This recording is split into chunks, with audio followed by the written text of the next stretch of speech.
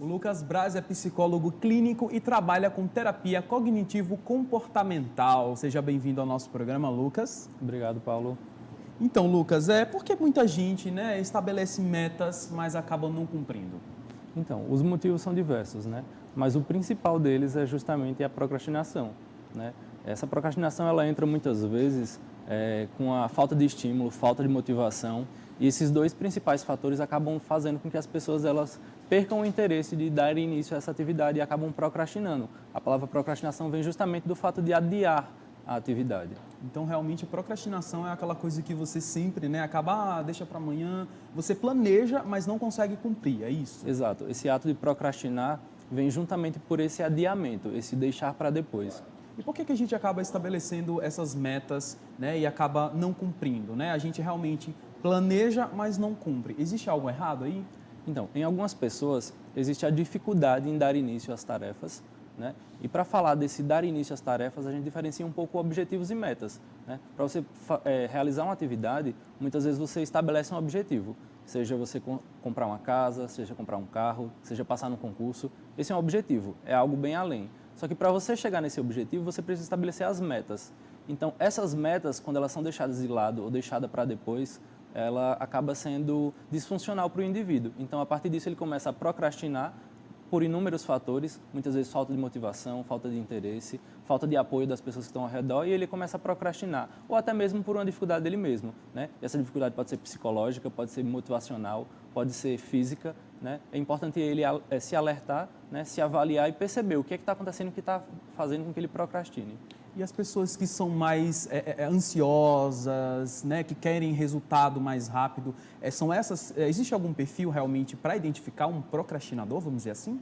Geralmente as pessoas mais ansiosas elas têm mais dificuldade de cumprir as metas, né? Porque elas acabam pensando muito no futuro, deixando de viver o agora, e essa dificuldade em estabelecer o objetivo e colocar em prática as metas faz com que ela acabe procrastinando. E por que isso sempre acontece no início do ano? Eu acho que acaba sendo algo mais cultural, Começar na segunda-feira, porque realmente a segunda é o dia que você começa a trabalhar, ou realmente começar no próximo ano, porque o próximo ano vai dar certo. Tem alguma coisa a ver, até com a questão da cultura mesmo da gente? Exato, isso é bem cultural, inclusive as pessoas utilizam o próprio início de ano, início de semana, muitas vezes para começar uma dieta, e acaba sempre deixando para depois, sempre na próxima segunda-feira vai começar essa dieta, sempre no próximo ano vai estabelecer novos objetivos, estabelecer novas metas, mas quando ela não avalia o que ela fez nesse ano, nesse mês, nessa semana, ela acaba percebendo que muito do que ela tinha planejado não foi alcançado.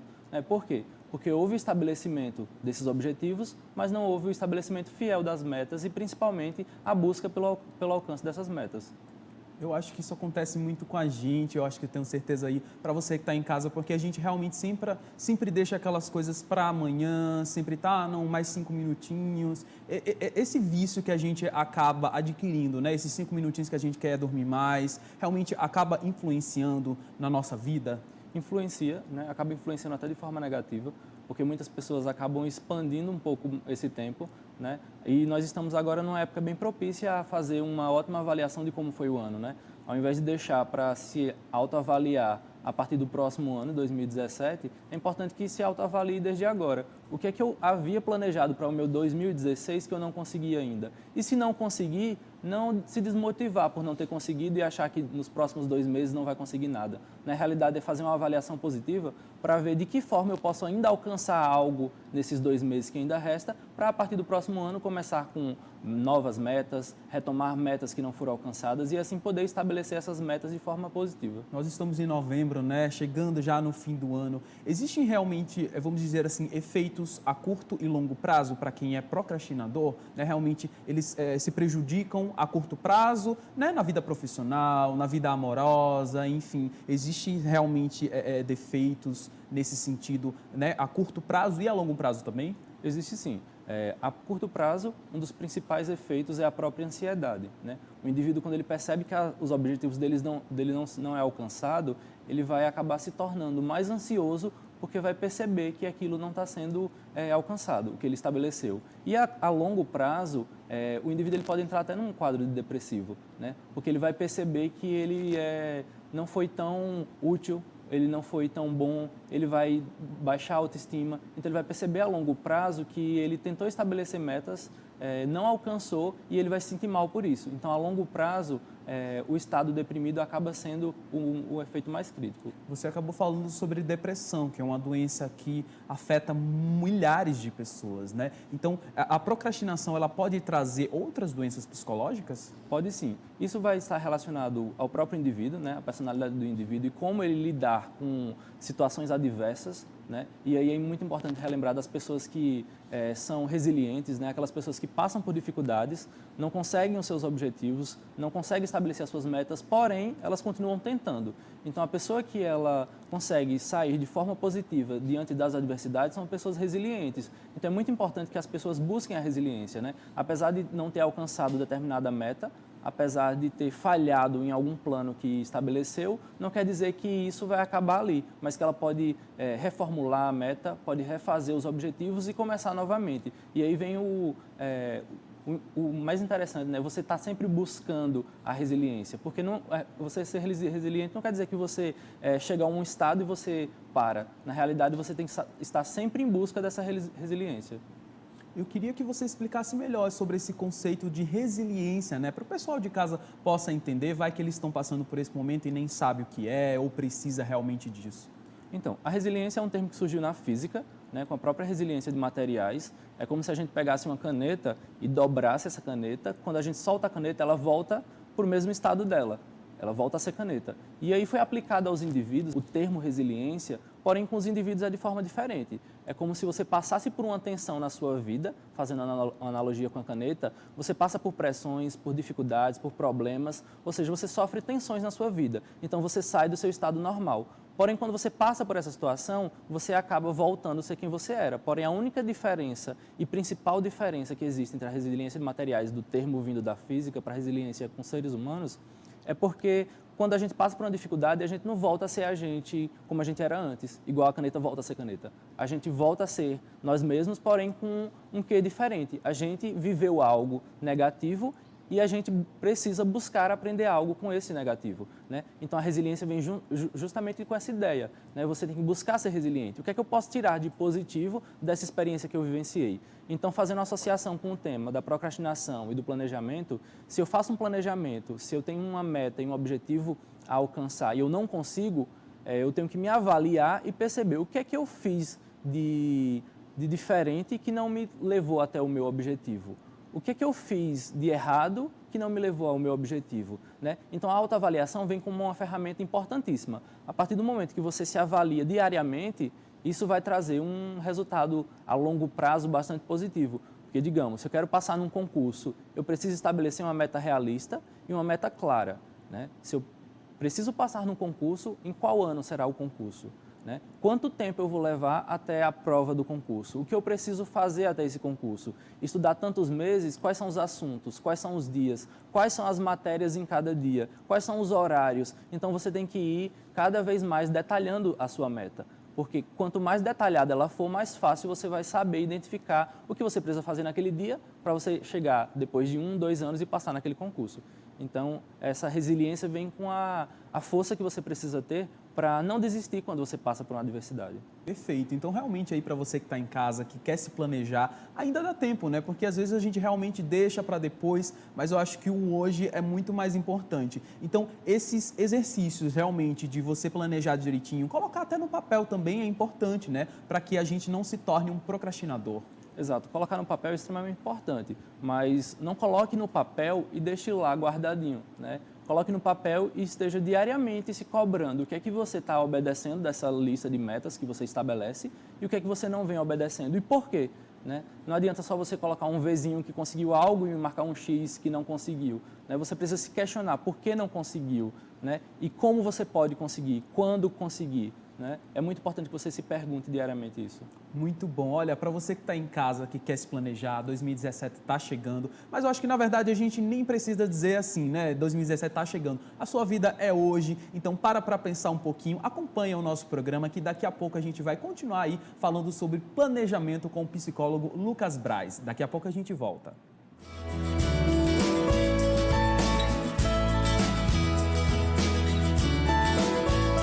Estamos de volta com você feliz e a gente está conversando aqui sobre planejamento. Então, se você quer planejar alguma coisa, seja profissional ou na vida amorosa, na escola, na faculdade, enfim, fica aqui com a gente que a gente vai conversar com o Lucas Braz. Ele é psicólogo clínico e trabalha com terapia cognitivo-comportamental. E fica ligado também que daqui a pouco a Luísa vai falar aí vai fazer mais receitas mexicanas, que tá, o cheiro tá maravilhoso aqui no programa. Você deve estar sentindo esse cheiro, né, Lucas? Tá sim, tá ótimo.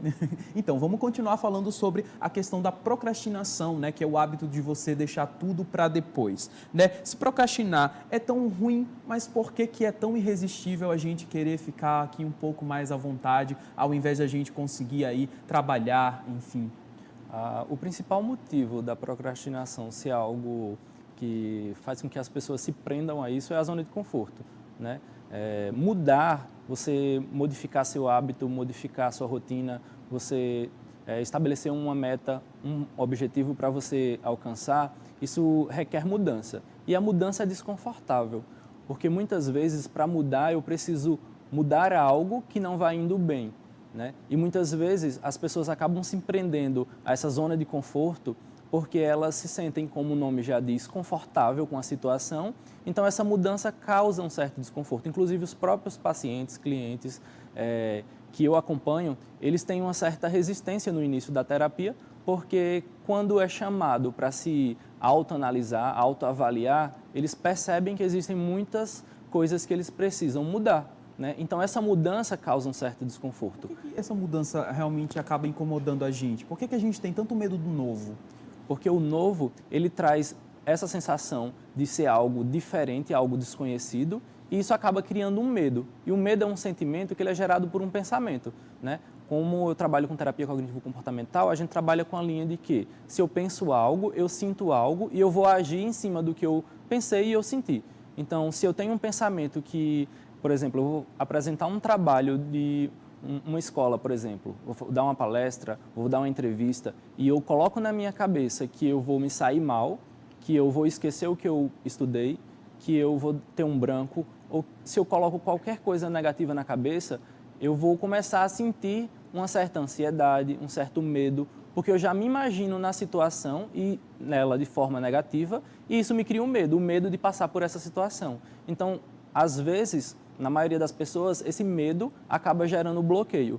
Então, esse bloqueio faz com que as pessoas desistam de continuar. Então, trazendo para a questão da mudança e do próprio planejamento e procrastinação. Se eu tenho vontade de conseguir, por exemplo, um certo emprego, né? E eu vou passar por uma entrevista de emprego, se eu coloco na minha cabeça que eu vou me sair mal nessa entrevista, que eu não vou falar o que eu estudei, o que eu me preparei para essa entrevista, eu vou começar a pensar negativamente sobre a situação. Então, automaticamente, os meus sentimentos serão negativos por isso. Então, o comportamento acaba sendo negativo em consequência, né? Um comportamento negativo é o quê? Eu me isolar, eu desistir, eu chorar, eu tremer durante a entrevista, ou eu ter sensações, tanto psicológicas como fisiológicas durante a entrevista, que possa me fazer exatamente chegar ao ponto que eu tinha medo, né? Então, eu tenho tanto medo daquilo que o medo me faz levar àquela posição que eu me imaginava, né? E não o contrário. Enquanto, na realidade, é importante buscar justamente o contrário disso, né? Se eu imagino que eu vou me sair mal, eu vou me perguntar por que eu vou me sair mal. Eu estudei para a entrevista? Eu me preparei para a entrevista? Eu tenho um currículo bom para essa entrevista? Então, ao invés de você focar no seu lado negativo, você vai focar no seu lado positivo. E isso vai fazer com que você haja de forma positiva e de forma assertiva diante da situação. Eu queria que você já deixasse também um recado para quem está em casa, que está à procura de algum emprego, né? Realmente, ele deve se comportar dessa forma, realmente tirar todo esse pensamento negativo e focar realmente no que é bom, né? De se preparar realmente? Tudo se inicia na própria autoavaliação, né? Se eu me pergunto qual foi meu preparo, o tempo que eu me preparei, se eu tenho condições de realizar essa atividade, essa entrevista, essa autoavaliação você pode fazer de forma bem simples, colocando pontos negativos e positivos, onde você vai tentar trabalhar os negativos e fortalecer os seus positivos, né? Então, você fazendo uma autoavaliação um tempo antes de passar por uma entrevista, por exemplo, você já vai estar minimizando as chances de você começar a acumular pensamentos negativos e fazer com que você chegue a ter um resultado negativo na própria entrevista. E para quem quer ter uma vida, né, amorosa, mais saudável, mais duradoura, essas dicas também valem para isso, né? Realmente para você, porque eu acho que relação também é responsabilidade, né? Fala, que dica você dá para o pessoal de casa? Claro, se tratando do lado afetivo, emocional, voltado para não só amoroso, mas até para as relações familiares, é muito importante que você atente para o que você está sentindo, né? Por que eu estou sentindo isso? Né? E se eu estou sentindo isso, o que é que vem gerando esse sentimento? Na realidade, as pessoas acabam vivendo tanto no automático que elas têm dificuldade em se perguntar, em se questionar o que é que está acontecendo com elas mesmas, né? E essa dificuldade de identificar os próprios sentimentos faz com que elas não ajam de forma tão assertiva, né? Elas acabam vivendo no próprio automático, né? Liga lá o piloto automático, começa a viver e muitas vezes vive a vida de tantas pessoas e não vive a vida delas mesmas, né? E isso acaba virando uma bola de neve e faz com que a pessoa lá na frente se frustre.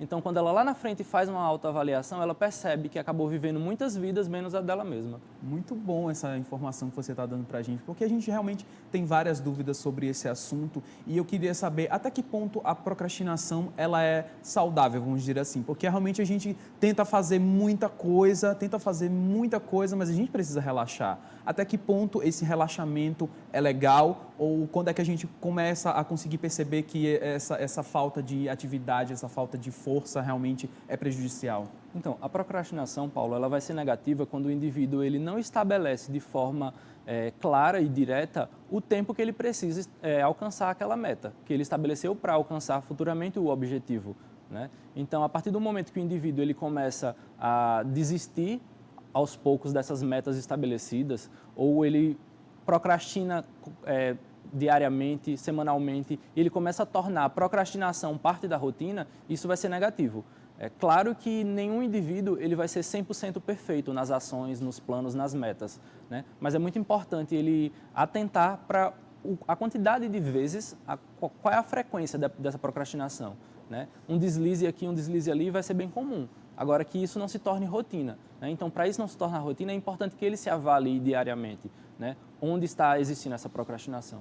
E como a procrastinação ela pode afetar em diferentes etapas da vida, né? Durante o período da escola, durante a vida adulta, né? Que é principalmente ligada ao trabalho e até durante a aposentadoria, né? Vamos falar um pouquinho sobre essa fase aí da terceira idade também. A procrastinação ela vai estar presente em todas as fases, mas o mais importante é que o indivíduo ele saiba viver e aproveitar em cada fase que ele passa, de forma onde ele chega numa terceira idade, como o exemplo que você traz, e ele não vai estar preso a fases que era da própria infância, adolescência e fase adulta dele, né? Então é importante que ele obedeça a fase que ele se encontra.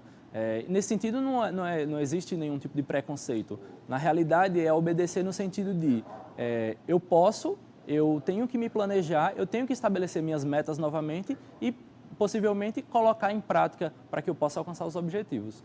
Bacana. E em relação à terceira idade, né, que eu acabei falando aí, a procrastinação ela pode ser mais ativa nesse período? Na realidade, isso é bem relativo de indivíduo para indivíduo, né? Quando chega na terceira idade, os planos são outros, as metas são outras, geralmente, né? Isso também não é regra, né? Isso também é relativo. Porém, quando chega na terceira idade, a maioria dos indivíduos eles têm planejamentos voltados para, né, o aproveitar a vida, o estar mais tranquilo. Mas é muito importante que os indivíduos não deixem de fazer atividades que são construtivas para o próprio cérebro dele, né? Que ele se mantenha ativo e não parado. Existem muitas pessoas que pensam, quando eu chegar na terceira idade, eu quero estar numa casa de praia, relaxando e passar meus dias assim. Enquanto, na realidade, quando você para totalmente, você faz com que o seu cérebro ele não funcione de forma tão ativa. Então, você vai acabar ajudando ainda mais essa procrastinação, né? Então, é muito importante que você se mantenha ativo quando chega na terceira idade para que você possa sempre manter em funcionamento o seu cérebro. E como é que a gente pode realmente eliminar a procrastinação da nossa vida? Eliminar totalmente é quase impossível, né? Então, é muito importante que você estabeleça essa autoavaliação diária, né? E, a partir disso, você tente minimizar a quantidade de vezes que você procrastina diante de uma meta, né? Então, a melhor forma de você eliminar essa procrastinação é através da autoavaliação, né? através do compartilhamento dessas metas com outras pessoas próximas. É muito importante você compartilhar metas e objetivos com pessoas próximas, seu namorado, sua esposa, sua mãe, seus filhos, porque quando você estiver procrastinando ou não estiver obedecendo essas metas, você vai convidar essas pessoas para estar lhe ajudando a lembrar que você tem uma meta.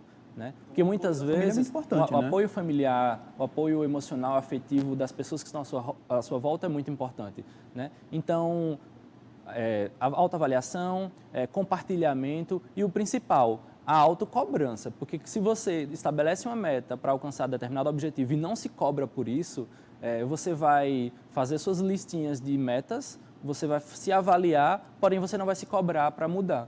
Né? Então, as principais dicas são essas. E que dica você dá para que essas pessoas, né, como é que elas podem formular realmente essa meta aí, realmente bem feita e não cair em desânimo? Então, é muito importante que primeiro saiba se a meta ela é realista, né? Não adianta você estabelecer uma meta irrealista para você, né? Meta realista, segunda dica, você estabelecer metas a curto, médio e longo prazo. Não adianta você estabelecer somente metas a curto prazo ou somente metas a longo prazo, porque é importante que você tenha esse curto, médio e longo prazo, porque é como se fosse um passo a passo. Né? Quando eu estabeleço uma meta a curto prazo e eu consigo chegar a essa meta, eu me sinto motivado para continuar. Então, é importante que haja esses estágios de metas estabelecidas. E a terceira dica é que você possa se autoavaliar e, principalmente, você perceber e ser sincero com você mesmo sobre o que está acontecendo, positivo ou negativo para você. Se mesmo assim você ainda não consegue estabelecer suas metas e colocá-las em prática, é importante que você busque uma ajuda profissional, né? E aí um psicólogo, um coach ou outros profissionais que atuam na área do comportamento podem estar lhe ajudando, né? Porque existem pessoas, muitas vezes, que já têm algum adoecimento mental, já passa por algum conflito emocional, algum conflito interno, alguma dificuldade familiar, e isso muitas vezes acaba sendo aquela pedrinha no sapato que faz com que a pessoa realmente ela não consiga de jeito nenhum. E muitas vezes ela se pergunta, por que eu não consigo? Né? Então tem algum viés, tem algum outro fator, né, externo ao próprio indivíduo que acaba interferindo nesse colocar em prática. E essa procrastinação ela pode até interferir as outras pessoas da família, né? Realmente esse ciclo vicioso acaba sendo contagiante, vamos dizer assim?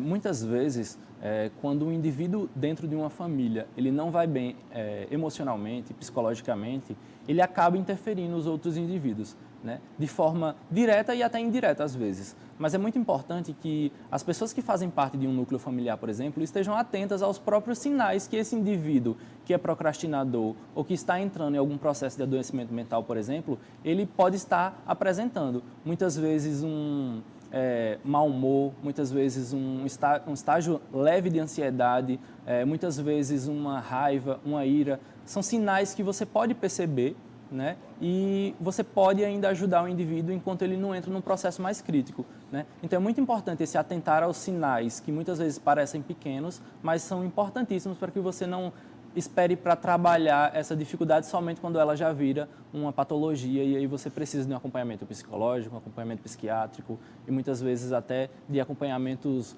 médico e espiritual e envolve todos os fatores da vida do indivíduo. Qual o papel do psicólogo neste caso?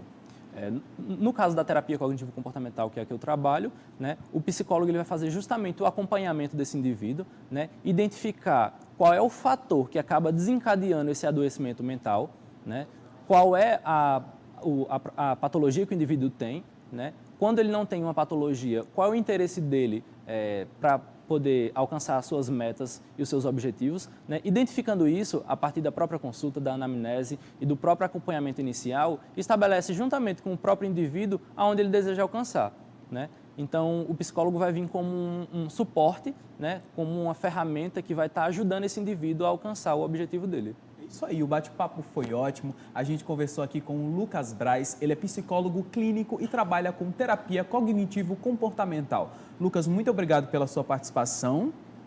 Eu que agradeço, é um prazer estar aqui, né? Eu vim de outro estado para poder falar um pouquinho aqui no Rio Grande do Norte e mais uma vez o meu agradecimento. Muito obrigado pela sua participação. A gente vai para um pequeno intervalo comercial e daqui a pouco a gente volta com mais Você Feliz.